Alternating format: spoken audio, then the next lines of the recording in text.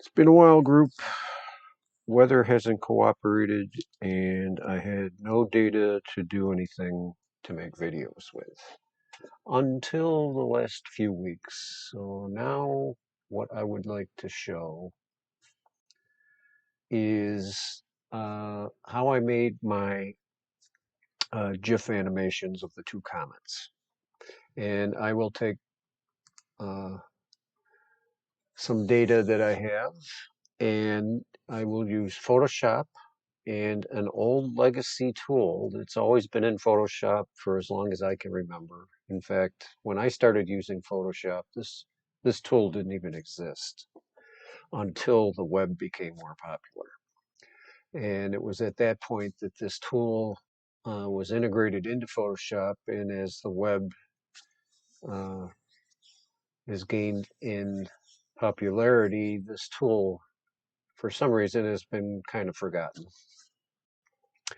And this is what I used to make my two GIF animations of Comet Panstarrs and I think it's ZTF C2022E3 ZTF.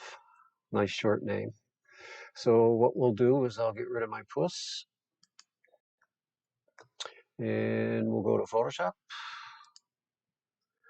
and I'm going to open up the first frame. And this is Panstarrs. And I'm going to change my work area back to the defaults.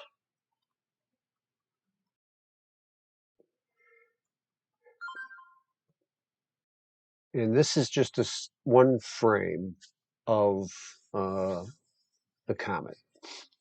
Because what I was interested in seeing was how fast it's moving within, say, 20 minutes, 15, 20 minutes. So what I did was I took, I think it was 10 frames. So I'm going to open up an Explorer window and we'll go to that folder with the comet in it.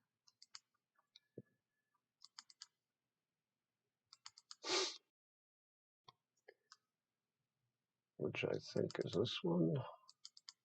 Yes.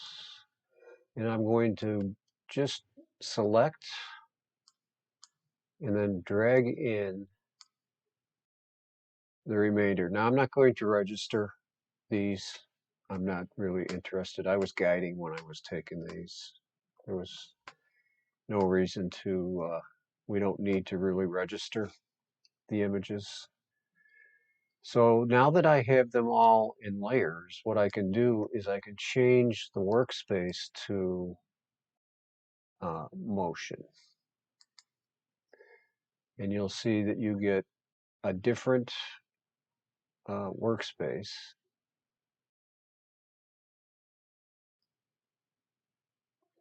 And what we want to do next is we want to create frames, or I'm sorry, we want to create a frame animation of these. So when I click on this, it will put one individual layer in here. In fact, what I should do is make sure that I'm on the first frame here, like so, and then we'll create the animation. And then what I want to do is click on this hamburger, and we want to make frames from layers. And what you'll see is it's added those 9 remaining layers as a frame. And what we can do now is we can actually play these frames.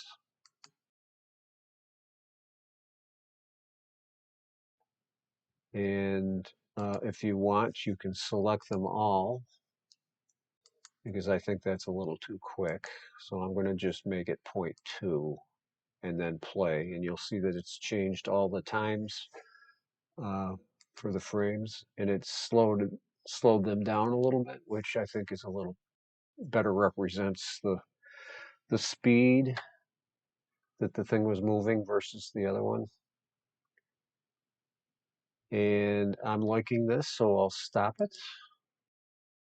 And now what I want to do is I want to make my GIF. So I'm going to go to File, Export, and Save for Web Legacy. And here you have options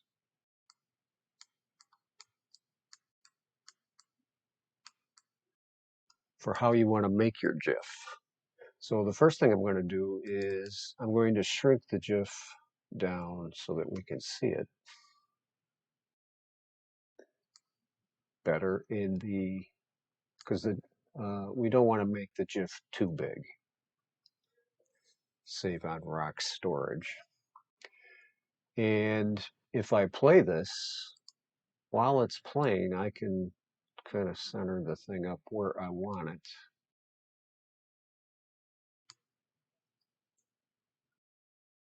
And I'm happy with this. And you'll see that I do have GIF selected up here. And now I want to save, I will stop this. Now I want to save the GIF. And I will save it to the desktop. And that name is good for me. We'll shrink this down, and it's right here. So if I open it, it will start playing. And that's how you can make a animation of, say, anything in space that is moving. This would work for asteroids. This would work for comets. This would work for if you actually had a satellite tracking program. You could do this with that, where you're grabbing every 10 frames of the satellite as it's moving, assuming you get a slower one. Or if you can track on the satellite. Years ago, I used to be able to track the satellites, and you can't do that anymore for some stupid reason. Like I could shoot one of them down. Not. But anywho, this is how you can add some motion to your deep sky stuff. And this is proof that there is stuff in space that is moving fairly quickly. So I hope this helps you all out. I'm hoping the weather starts to get a little better and I can go out again. Going out every couple months for a couple days a month is quite painful when you have all this gear. And as I get more stuff to play with that I think would interest you, I will definitely put it up on the site. And I would love to say I not haven't been posting because I'm just lazy. It's just haven't been posting because I have nothing to post because I don't have any data. So I hope that changes, and we'll see you all in the group. Take it easy.